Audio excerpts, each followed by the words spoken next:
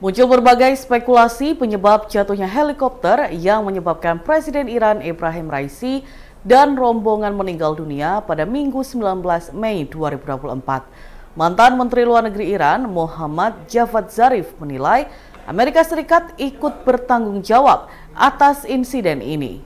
Selain Raisi, kecelakaan itu turut menewaskan Menteri Luar Negeri Iran Hossein Amir Abdollahian. Kemudian Gubernur Provinsi Azerbaijan Timur Malek Rahmati dan Mehdi Mousavi selaku kepala tim pengawal Raisi. Zarif menuding Amerika Serikat turut berkontribusi terhadap tragedi tersebut. Pasalnya, Washington sebelumnya memberikan sanksi atas penjualan peralatan penerbangan ke Iran. Sanksi tersebut menghalangi Iran untuk memelihara fasilitas penerbangan secara baik. Zarif menambahkan, kecelakaan itu akan dicatat dalam daftar hitam kejahatan Amerika terhadap bangsa Iran. Diketahui helikopter yang terlibat dalam kecelakaan itu adalah Bell 212. Pesawat berbilah 2 buatan Amerika Serikat ini mampu membawa 15 orang. Helikopter yang berusia sekitar 10 tahun itu sulit dirawat karena sanksi Amerika Serikat sehingga menyulitkan Iran untuk mendapatkan suku cadang atau pesawat baru. Sanksi-sanksi tersebut bahkan berlanjut dan diperluas, khususnya menargetkan dugaan program nuklir Iran. Prosesi pemakaman Presiden Iran Ebrahim Raisi yang meninggal dunia dalam kecelakaan helikopter dimulai pada Selasa 21 Mei 2024 waktu setempat. Rangkaian prosesi akan digelar selama beberapa hari di beberapa kota di Iran, hingga akhirnya Raisi dimakamkan di Mashhad, kampung halamannya, pada Kamis 23 Mei nanti.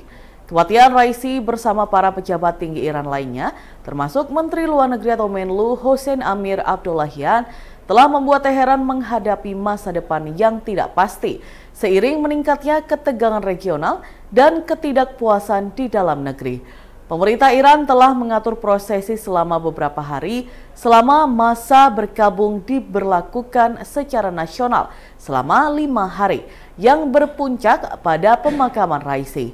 Raisi diketahui meninggal dunia pada usia 63 tahun dan pernah dipandang sebagai calon penerus pemimpin tertinggi Iran, Ayatollah Ali Khamenei. Wakil Presiden untuk urusan eksekutif Iran, Mohsen Mansouri, yang ditunjuk menjadi Kepala Komite Perencanaan Pemakaman dan Doa Pemakaman mengatakan sebuah prosesi digelar di kota Tabriz yang menjadi lokasi jatuhnya helikopter. Pada hari yang sama, jenazah para korban termasuk mendiang Raisi akan dipindahkan ke kota suci Syahkom yang menjadi tempat banyak ulama anggota elit teokrasi Iran dilatih. Jenazah para korban selanjutnya dibawa ke ibu kota Teheran. Seremoni besar-besaran akan digelar di Masjid Agung Mossalah di Teheran pada Rabu 22 Mei. Mansouri mengumumkan hari libur nasional dan penutupan kantor di seluruh Iran sepanjang hari itu agar prosesi pemakaman bisa berlangsung. Setelah itu jenazah Raisi akan dipindahkan ke tempat suci Mausoleum Imam Reza yang bersejarah di Mashhad.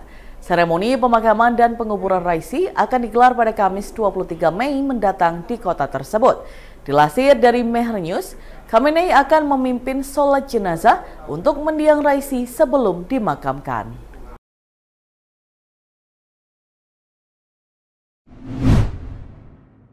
Tengah viral di media sosial video bos skincare Makassar, Feni France, melabrak suaminya yang diduga selingkuh dengan asisten rumah tangganya atau ART.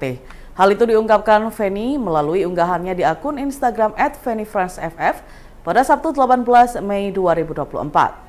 Dalam postingannya, Feni menyebut perselingkuhan suaminya yang bernama Atok Sila dengan ART yang disapa Mamli itu terkuak gara-gara uang 700 juta rupiah. Diketahui Mamli kepergok mencuri uang bosnya. Feni juga menyebut bahwa suaminya pernah selingkuh 12 tahun lalu, namun ia memaafkan. Ia mengaku bukan hanya kehilangan uang yang membuatnya sakit hati, namun karena rumah tangga yang telah 23 tahun berjalan gagal dipertahankan. Ia mengaku sakit hati dengan Mamli. Ia bahkan tidak berpikir ART-nya tega melakukan hal itu. Feni Franz pun menyalahkan dirinya atas peristiwa itu, sebab ia pernah mendapat cerita buruk tentang ART-nya namun tetap mempekerjakannya. Ia juga mengaku telah berkali-kali menegur Mamli untuk tidak berpakaian terlalu terbuka. Dalam unggahan video, Feni menanyakan kepada Mamli sudah berapa kali perempuan itu berhubungan dengan majikannya. Mamli pun hanya menjawab dengan anggukan. Feni menyampaikan tujuannya mengunggah video tengah melabrak ART dan suaminya itu agar tidak ada fitnah tentang perpisahan di rumah tangganya. Ia pun meminta doa dan dukungan agar bisa kuat melangkah ke depan bersama anak perempuannya. Diketahui Feni Franz adalah seorang pengusaha asal Makassar yang cukup terkenal. Ia memiliki usaha di bidang fashion dan skincare. Perjuangannya menjadi pengusaha sukses seperti saat ini tidak terjadi secara instan. Mulanya Feni berjualan pakaian sambil membantu suaminya yang waktu itu masih menjadi sopir angkot. Ternyata kerja kerasnya pun membuahkan hasil. Feni juga dikenal di Makassar karena sering membagikan sembako pada orang yang membutuhkan. Sejumlah 6,78 juta butir obat-obatan terlarang jenis ekstasi dan karnopen diproduksi pabrik narkoba yang berlokasi di kawasan rumah elit kawasan Kertajaya Indah Timur, Sukolilo, Surabaya. Barang bukti tersebut diperoleh dari penangkapan terhadap tersangka MY. Ternyata ia telah mengoperasikan pabrik tersebut selama kurun waktu 6 bulan. Tersangka MY ditangkap setelah tersangka lain berinisial ADH berhasil diamankan terlebih dahulu oleh anggota Subdit 3 Ditres Narkoba Polda Jatim. Direktur Ditres Narkoba Polda Jatim, Kombes Pol Robert Da Costa mengatakan tersangka tidak mengoperasikan pabrik rumahan tersebut seorang diri. Sudah ada lebih dari 5 karyawan pabrik yang kini tengah dalam pemeriksaan. Hal tersebut dilakukan sebagai bentuk mekanisme tindak lanjut atas penanganan kasus tersebut. Pasokan pil obat-obatan terlarang itu diedarkan di kawasan Jawa Timur dan Jawa Tengah. Para pembelinya merupakan pekerja atau orang-orang berusia dewasa. Bahkan berdasarkan catatan pemeriksaan terhadap tersangka, kebanyakan pembelinya adalah dari kalangan nelayan. Saat disinggung kemampuan para tersangka untuk meracik dan memproduksi obat-obatan terlarang tersebut, Robert mengaku masih akan mendalaminya. Ia menduga para tersangka bisa memperoleh akses informasi secara terbuka untuk meracik barang haram tersebut dari internet. Namun, Robert juga tidak menampik bahwa para tersangka memperoleh kemampuan tersebut dari komunikasi dengan jejaring sesama narapidana lain selama menjalani masa pembinaan di lapas. Apalagi para tersangka merupakan residivis atau sebelumnya pernah dipenjara karena kasus hukum serupa. Kabid Humas Polda Jatim, Kombes Pol Dirmanto mengatakan tersangka MY pernah dipenjara 5 tahun dan baru bebas tahun 2023 lalu. Sedangkan tersangka ADH merupakan residivis yang pernah dipenjara 5 tahun dan baru bebas pada 2022. Petugas telah menetapkan 2 orang DPO, yakni pelaku KSM dan WD yang kini tengah diburu oleh anggota Ditres Narkoba Polda Jatim. Mengenai jumlah nilai seluruh barang bukti yang diamankan oleh anggota Ditres Narkoba Polda Jatim, diperkirakan sekitar 23 miliar rupiah. Sementara itu, penggerebekan rumah elit di kawasan Kertajaya yang menjadi pabrik narkoba ini pun membuat warga setempat kaget. Mereka tidak menyangka pemukiman yang sepi dan nyaman dengan tingkat keamanan ekstra seperti satpam pintu gerbang malah disalahgunakan.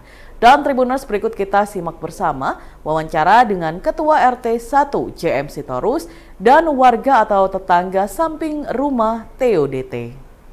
Nggak ada kegiatan, memang kelihatannya begitu. Berarti nggak lapor 2 orang warga ini? Status mereka ini pengontrak ya? Pengontrak. Sudah berapa tahun Pak ngontrak di sini Pak? Ini masih baru katanya. Memang ini juga saya tahu dari tetangga sini. Katanya baru bulan 10 Pak ya? Bulan 10. Bulan 10. Itu sempat izin nggak Pak datang ke tempat jenengan untuk amit sewu untuk? Tidak ada sama sekali. Tidak sama sekali. Jadi kita juga kalau waktu pagi-pagi lihat sini, sepertinya nggak ada kegiatan apa-apa gitu. Artinya mulai dari awal mereka di tempat ini sini jadi sepi-sepi aja, Pak. Tidak ada kegiatan yang sekiranya Yang tetangga ini aja nggak mengerti apa kegiatan di dalam. Malah bapak ini pernah merasa tersinggung suara dari rumah ini. Ya, kalau malam-malam gitu Pak ya. Oh malam Pak ya? Ya. Malam.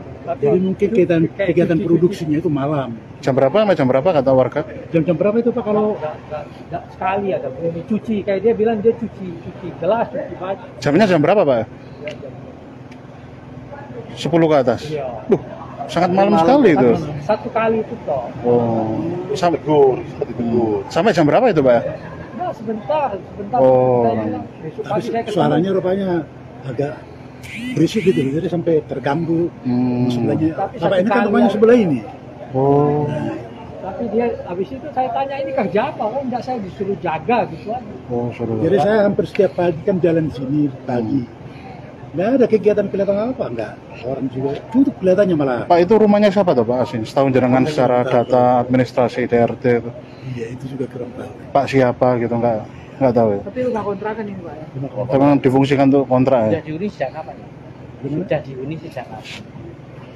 Bulan 10. Penghunian ini. Iya. Ya mulai bulan 10 kemarin itu. Tempat ini bulan 10. Iya, yang bikin usaha narkoba ini ya bulan 10 itu. Pak itu sempat ada ini nggak Pak mobil truk datang sewaktu-waktu untuk ngambil barang kayak begini loh packing itu. Saya nggak pernah lihat. Nggak pernah lihat. Dapat laporan dari Tetangga satpam sini nggak ada? pun nggak ada yang tahu. Kan kemarin juga kita tanya-tanya juga tetangga sini. Katanya nggak pernah lihat. Terus itu paling ada seperti 2 orang di situ, tapi itu pun jarang kelihatan. Jadi sepengetahuan Bapak kesibukannya apa? Aktivitas yang diketahui Pak RT Sama selama sekali ini? enggak. Karena nggak tahu nggak ada izin. Awal pertama mereka tinggal di sini ada laporan nggak? Nggak ada. Nggak ada juga. Kalau tersangka ini selama transportasinya selama ini apa, Pak? Motor atau ada mobil sedan atau Kalau datang ke sini, Pak. kalau setiap ini Nah, itu katanya mana Bapak itu tadi? pakai mobil, Serena katanya, Jarang. tetangga sebelah loh. Ya? mobil Serena. Jarang datang. Mereka sebenarnya katanya tetangga jarang kesini kok. Oh gitu. Jarang. Ya istilahnya nama usaha gelap seperti ini kan bagaimana supaya tetangga nggak tahu. Dan apa pelaku kan. ini juga nggak tidur sini katanya tetangga-tetangga. Hanya Cuma tempat- masuk keluar lagi. kayak transit gitu aja Pak? Atau Iya motor? betul. Oh iya. Pak ini harapan dari jenengan seperti apa Pak ini? Nah, dan mekanisme nanti untuk lebih men-screening penghuni baru dari pihak jenengan seperti apa? Ya, memang Pas semestinya penghuni baru itu harus lapor ke RT. Tapi kan kita nggak selalu siap untuk mendatangi rumah kosong terus kapan. Nah, ini nah, seperti juga sampai bulan 10 sampai sekarang itu hampir 9 bulan kan. Kita nggak tahu. Jadi harapannya memang nanti akan dibuat penghuni baru atau warga mungkin yang melaporkan ada penghuni apa bisa langsung lapor ke RT ya. Iya. Dan begitu harapan kita memang. Dan juga kalau ada mau melakukan kegiatan ya harus lapor juga kegiatannya apa. Oh gitu Pak ya. Iya. Lapor kegiatan juga. Iya. Ya. Karena ini kan awalnya Apa? nggak tahu kan cuma katanya kata tetangga yang sebelah cuma ngontrak, ternyata ada usaha di dalam gitu. Jadi ya memang jadi rumah ini katanya tetangga juga yang penghuni lama sudah menjual ke yang pembeli baru. Pembeli baru mengontrakkan ke sini ya. Si pembeli baru ini nggak lapor siapa-siapa ya? Enggak. Jadi penghuni baru pun kita nggak tahu yang beli rumah ini pun kita nggak tahu. Kalau yang lama kita masih sempat tahu. Yang pemilik yang pertama, pemilik pertama. Ini kan sudah pemilik kedua terus dikontrakkan ke pelaku ini. Pindah kepemilikan itu tahun berapa Pak? Bapak Perkiraan tahu. sebelum COVID atau Kira-kira saat sebelum COVID. Jauh sebelum COVID ya? Ya, Atau menjelang COVID? hitungannya masih baru lah beberapa tahun. Oh, berarti perkiraan 2016, 17, Ya, 18-an ya, karena COVID 2019 ya. Sepengetahuan Bapak juga kegiatan atau aktivitas yang dirasa itu janggal atau mencurigakan apa? Karena kita nggak melihat ada aktivitas itu, jadi nggak ada yang muncul. Nggak ada yang janggal. Hanya rumah kosong aja setahu Iya. jenengan. Iya. Dan kadang-kadang ada Bapak ini satu. rumah kosong. Nah, tahun saya harus Iya. kosong. Karena habis dijual itu mas. Iya. Pak itu memang yang punya rumah atau dikontrakan bagaimana? Kontrak itu setahu saya kontrak. Berarti yang ditangkap itu ngontrak itu statusnya. Ditangkap yang di rumah itu atau orang lain? Soalnya kita nggak dengar. Setahun jenengan sudah ada di situ berapa tahun, Pak? Mana? Yang ngontrak itu loh. Baru. Baru berapa bulan? Waduh, kalau bulannya nggak jelas, cuma penghuni baru gitu ya. Iya. Soalnya sering dikontrak kan. Ini kontrak ketiga kalinya orang. Itu baru tahun 2024 Pak ya? Bukan dari tahun lalu atau? Saya 2023. Oh. Akhir 2023. Pertengahan atau akhir tahun? Nggak ada. Tahun kurang ya. Sering ada orang berlalu-lalu keluar Pak. Nggak jelas. Kalau itu saya nggak jelas. Pak, di dalam kan banyak bahan. Iya, saya juga tidak tahu. Waktu ngedrop barangnya Nggak tahu. Selama ini pengetahuan Bapak tempat ini sebagai apa? Biasa dikontrak-kontrak gitu. Setiap tahun dikontrak. Penghuninya berganti-ganti ya pengontraknya ya. Kalau yang terakhir ini sebagai apa Pak? Yang pengetahuan? Nggak tahu. Ini kan baru. Jumlah orangnya berapa? Setahun jenengan selama setahun ini. Dua aja. Dua. Cowok semua ya? Iya. Kalau aktivitas sehari-hari Bapak tahu Pak ini? Nggak tahu.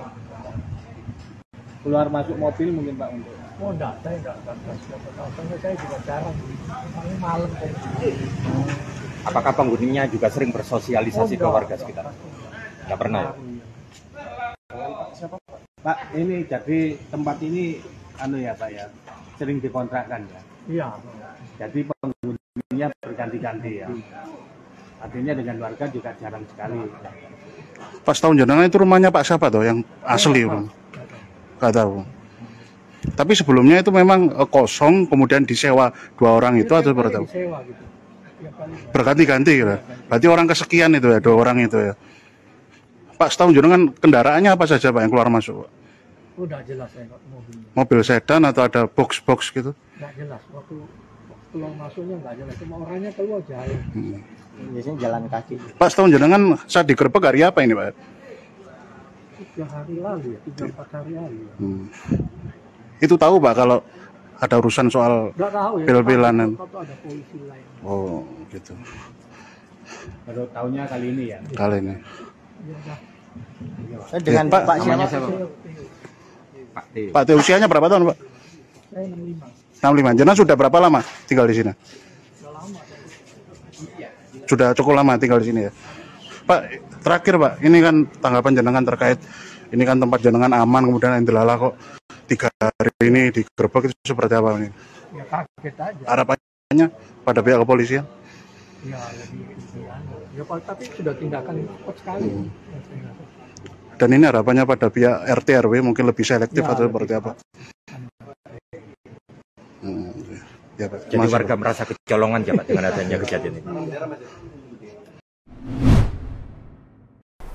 Meski bersekolah jauh dari pusat kota Banyuwangi, pelajar SDN 1 Pesanggaran Banyuwangi ini mengukir momen hebat.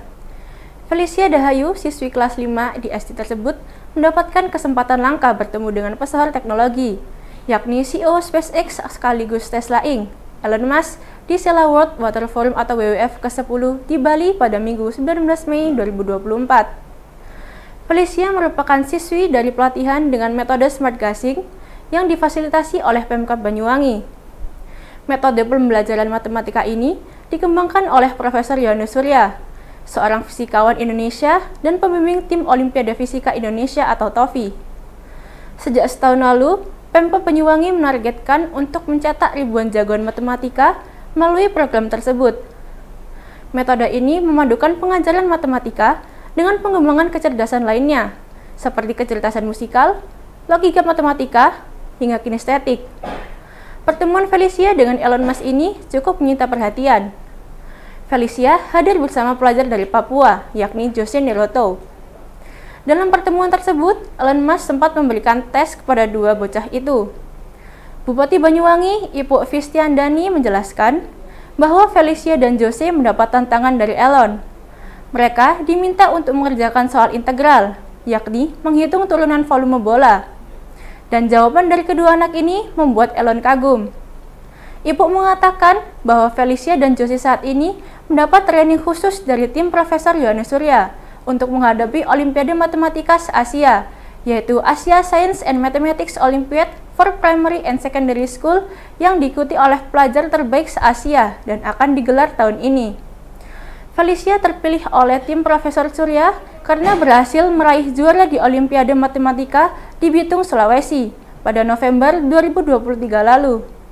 Selama 1 tahun terakhir, Banyuwangi telah bekerja sama dengan Profesor Yohanes Surya dalam memberikan pelatihan berhitung cepat kepada para guru dan pelajar Banyuwangi menggunakan metode gasing.